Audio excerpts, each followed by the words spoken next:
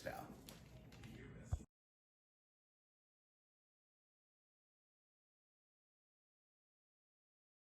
Alright guys, got our slab all prepped, salt and pepper, the only way to go in my opinion. We're gonna grill. Here's the challenge. It's 3 o'clock right now. Making griddles. I didn't get a chance to do anything I wanted to do today. So, it's 3 o'clock. We usually want to eat dinner around 5:30, 6 o'clock. So, we don't even have a fire yet. We got to get dinner done. So, we're going to use this guy.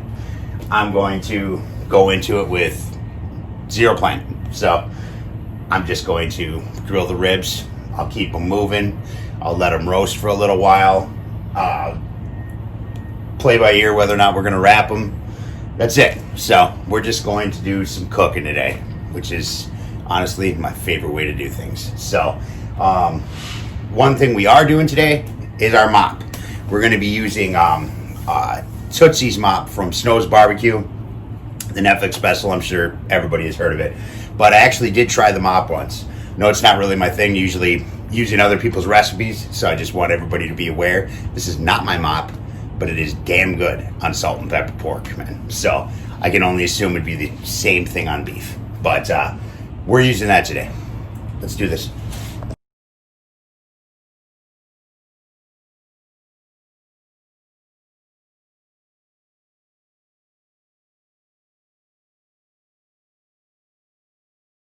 Alright guys. So, got the Bizarro tearing down, making us some fresh coal. I got this one over here, just a little bit of smoke kind of just wisping over here on the side, and then we got a nice burn going on over here. Oh, nice burn going on over here. So, what I'm going to do is I'm just going to shake this up, break it up a little bit, just so I kind of get a coal bed. Just like so. Keep some oxygen running through it. Just like that. So, what I'm going to do is I'm going to start with this on the, right around here. I want them to kind of set up first. You know what I mean? I don't want just to throw heat at them right away. I want that bark to set up. I want all the salt and pepper to kind of just settle into the meat, you know, melt into the meat, all that other good stuff. So, we're just going to take these guys, tighten them up. Oh, man. Awesome. So I'm just going to go just like that. I'm going to let them go on this side a little bit. Got some pretty decent fire going on down there. So I'm just going to let that kind of just kiss the bottom for a little bit. Check them things out, man. Damn, they look good. So, like I said, just let them kiss the bottom. I'll flip them over. I'll get the other side. I'll shuffle up my coal a little bit, kind of settle everything down. And then we're just going to throw some, not high heat, but I want to be at least 325 around the grate level, you know? So, like, right now, she's pretty close to around the 350 mark, judging by how long I can keep my hand there. So, when I was doing my prime rib roast yesterday, I had my meter at grate level. So I was kind of getting an idea, you know, with how much coal I had down at the bottom and how high, you know, just to kind of get where my temperatures are, kind of using this as a gauge, you know. So, and while it's not exact or perfect in any means, it gives me an idea on what the hell I'm doing, and that's all that really matters, man. You know, you know my feeling about temperatures and fussing about and all that bullshit. So I'm just going to let these go for a little bit. We're going to flip them over. We're going to get them set up. Once I know I got a nice little set, we're going to hit it with some of that mop. Okay. I'm going to give this guy a flip here. Now, I just wanted to mention, if you're doing this on anything other than a Santa Maria or whatever, I mean, it holds true to, you know, cooking on a charcoal grill or anything really. The only thing I would suggest is have yourself an oh shit zone, you know, a side where there isn't any heat, where you can take things away, you know, if anything starts getting buck wild, you know, and you may have to move things a little bit more, you know, keep things moving so, you know, you get an even cook around your entire chunk of meat, you know, without using a lid, you know, I guess. But, you know, it's all the same shit, man. We're just cooking food here. Oh, that's beautiful. Wow. Look at that. You see that? Just set up nice. You can see it. All the fat starting to tighten up. That's down there. Oh man, oh man. So, all right, we'll let this go now for a little bit, and we'll just see what happens. Okay, so we got our bowl open since we're bone side up right now. We're gonna throw a little moisture at these since all this is set up nicely. So we got our mop over here, and if I can get my thing on, there you go. Sure, there's anything nasty living on it. We're just gonna hit this up a little bit. So now these V grates, these Argentine grates. I'm gonna be real with you guys. This Santa Maria was actually supposed to be the first to be sold. I wasn't planning on keeping the very first grill, and it's the more I thought about it, the more I figured it's probably best I can build the accessories, the different grates, things like that. So now, the only reason why this one has the V grates is simply because it's what people want. You know, whether it's for the functionality, you know, honestly, I didn't know what it was. I thought just because, honestly, because they look cool as shit. But now that I've used them, I see the allure of them. Just like that, you can be mopping. You don't have to worry about I have a 1/2 inch over here on the start of each grate, and then I close them all down to a 1/4 inch until you get to the center here. And the center has a 1/2 inch as well, just so I have some opening room, so I know I can place meat in certain areas. But it all goes in there, and since this is 3/16 steel, it heats up hot and it retains it, man. So everything that hits in there almost works like a flavorizer bar.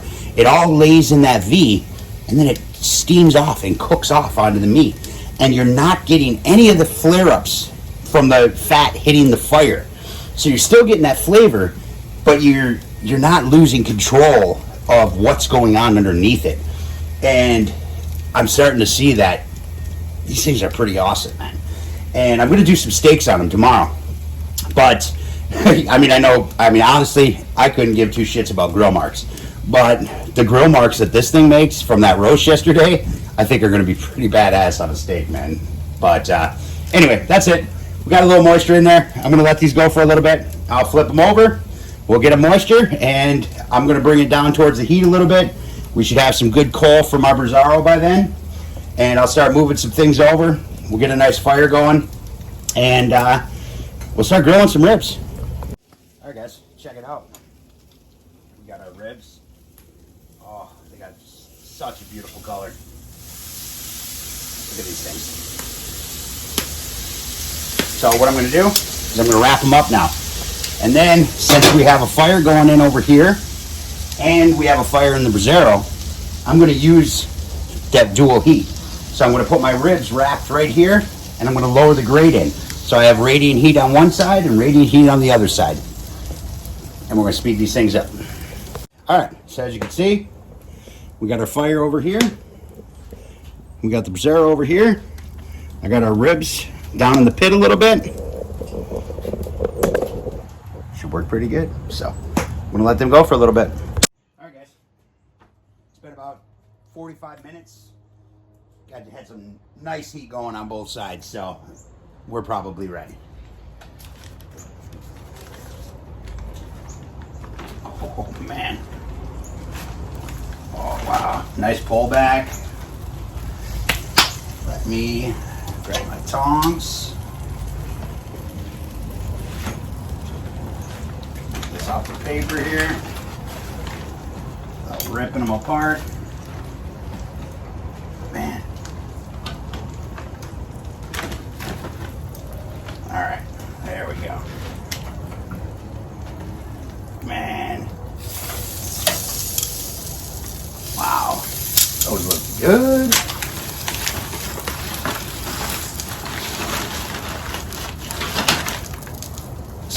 for right now. All right. Damn, check them out, guys. Beautiful. All right, so I'm gonna let them go. Probably about another 15, 20 minutes or so. And I'm gonna go back, get my mop, get it over here, keep some moisture on them, finish these guys off. All right, guys. I left my tripod in the house. Check them out, though. Come on. Look at that. Oh, man. That's what I'm talking about. So, all right. So I rose them up. I'm just going to let them hang there. You know, there's not much heat. Nothing's going to change. I'm just finishing up my saffron rice pilaf in the house. And then we'll pull them things, let them sit for a couple of minutes, see what we made. And proud to say we made it. It is 6 o'clock on the dot, and we are ready. And I actually got started a little bit later because I was messing around with shit, just playing. So, but we did it. All right, we'll be back. All right, guys. Man, seriously cannot wait. I'm just saying, if you haven't done just a straight up kind of salt and pepper grilled rib, man, give it a shot. I mean, you will seriously have a newfound respect and love for baby back ribs. Look at that. Got a little moisture in there. Damn, that's a good looking rib.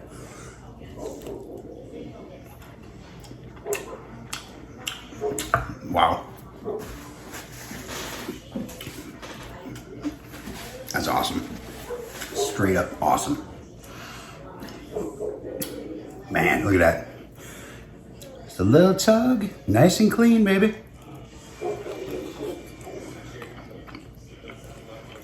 Wow. That's just next level shit right there, guys. Illegal in 5 states. Holy shit.